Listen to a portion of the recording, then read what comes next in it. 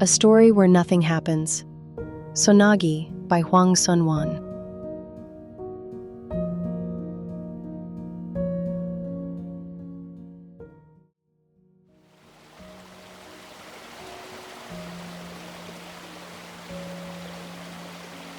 One. The next day, he arrived later than usual. She was sitting on the stepping stones, her hands in the water. The girl he had seen the day before, Yoon Cho-si's great-granddaughter. Her sleeves were rolled up, and the back of her neck was pale, almost unnaturally so. She leaned forward, peering into the water, as if trying to find her own reflection. Suddenly, she scooped at the stream with both hands. Perhaps a small fish had passed by. Whether she knew he was watching or not, she kept reaching into the water, quick, playful, missing every time. Then she found something. A white pebble, smooth in her palm. She hopped across the stones. Halfway over, she turned back and said, "You fool!" The pebble came flying. He watched her until she vanished beyond the reeds. Only then did he look down. The pebble lay there, the water already dried from its surface. He picked it up and slipped it into his pocket. What remained were images, the pale flowers in her arms, the light on her skin. For a while, she did not appear. At first, it felt easier that way. But as the days went on, something hollow settled in one corner of his chest. Without realizing it, his fingers kept returning again and again to the pebble in his pocket. And then, one day, he went down to the stream. He sat on the stepping stones where she once had and dipped his hands into the water. He rolled up his sleeves, leaned forward, and watched the ripples spread. Without meaning to, he was copying her. Reflected in the water was his own darkened face, and he did not like it. And then he saw her, standing there, watching. He jumped to his feet and ran. The stones slipped beneath him. One foot plunged into the stream. Still, he ran. White buckwheat flowers blurred past. The smell struck him, sharp, sudden. Something warm touched his lip. When he stopped, his nose was bleeding. Behind him, or perhaps only inside him, a sound seemed to follow.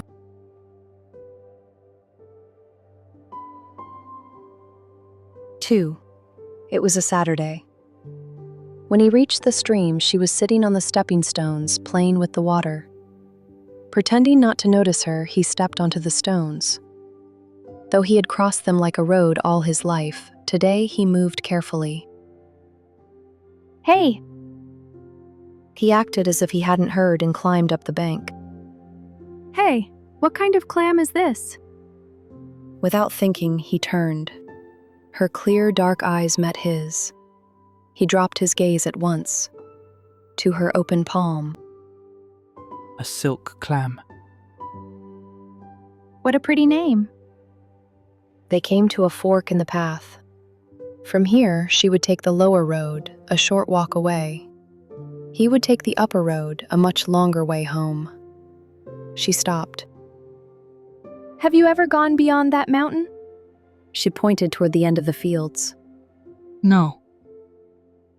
"Shall we go? Ever since I came to the countryside, I've been so bored I can't stand it." It looks close, but it's farther than you think. How far could it be? Back in Seoul, we went much farther on school trips.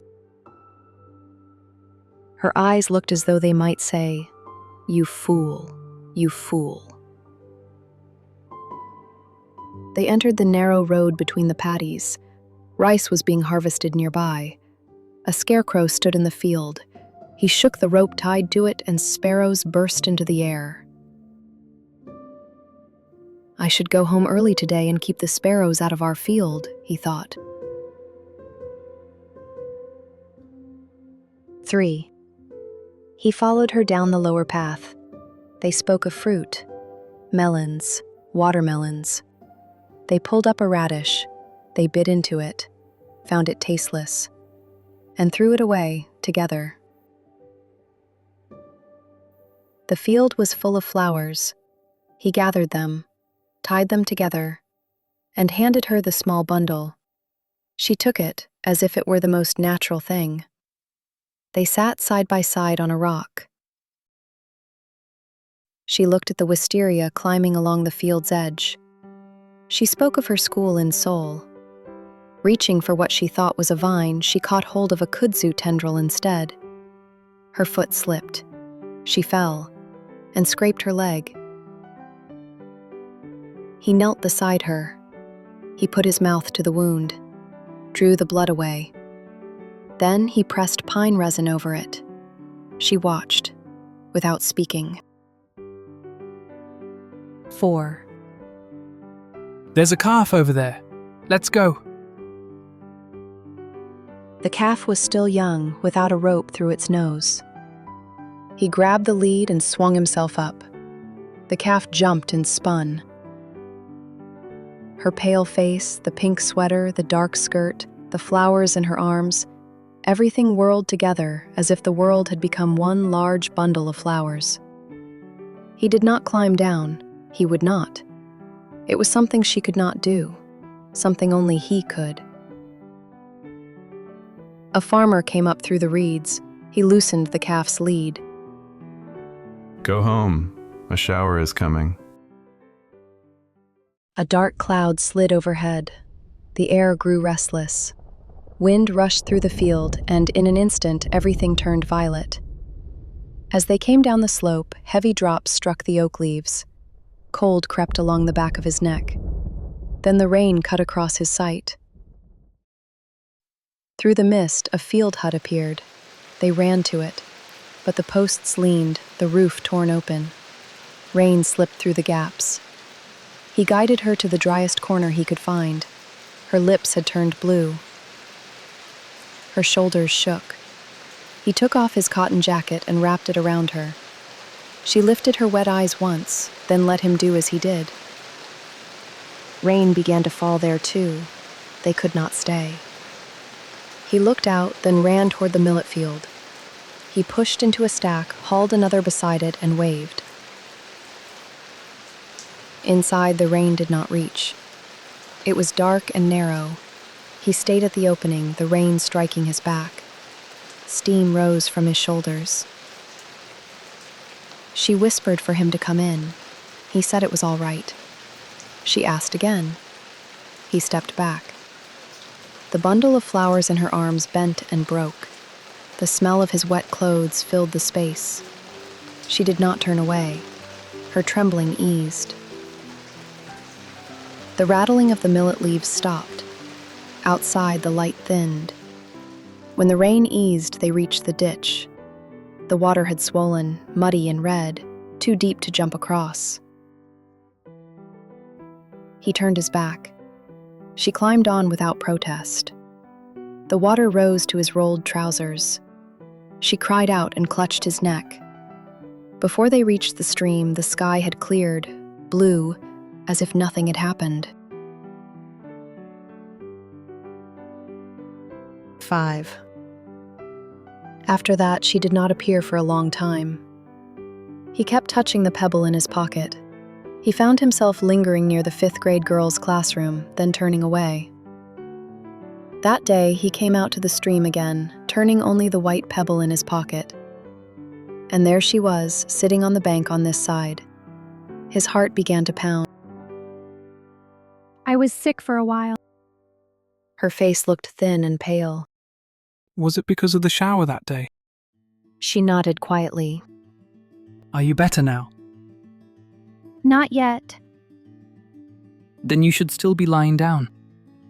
I felt too stifled staying inside, so I came out. That day was fun. But look, this stain won't wash out. She looked down at the front of her pink sweater. There was a dark reddish mark, like muddy water. She lifted her eyes slightly, a dimple forming. So what do you think this looks like? He kept his eyes on the sweater. I figured it out. That day, when we crossed the ditch, I was on your back. It must have come from you. He felt his face suddenly grow hot. At the fork in the road, she said, We picked these this morning for the memorial service. She held out a handful of jujubes. He hesitated.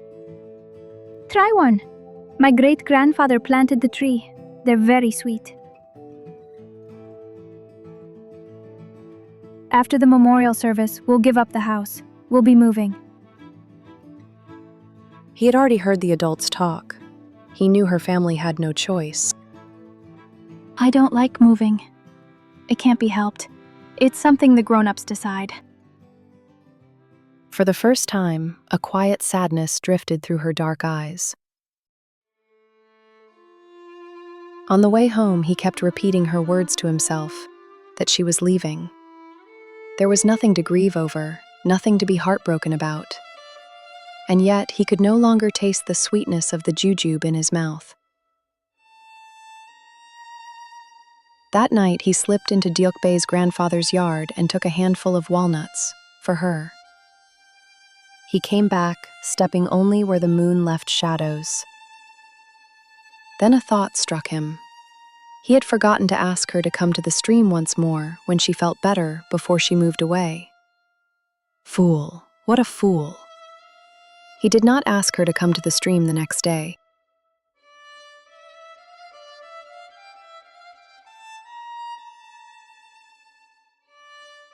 Six. He had just dozed off when his father's voice woke him. The way of the world. His father had returned from the village. The Yoon Chosi family is finished. They sold all that land, even the house their family lived in for generations. And now they've been ruined completely. His mother, sewing beneath the oil lamp, said, They had only one great-grandchild, didn't they? That little girl? Yes. They lost the two boys when they were young. What terrible luck with children. I hear the girl was ill for days, and they couldn't even afford proper medicine. At this point, the Yoon family line is as good as ended. And they say that girl, she was no ordinary child. Before she died, she asked that she be buried wearing the clothes she had been wearing.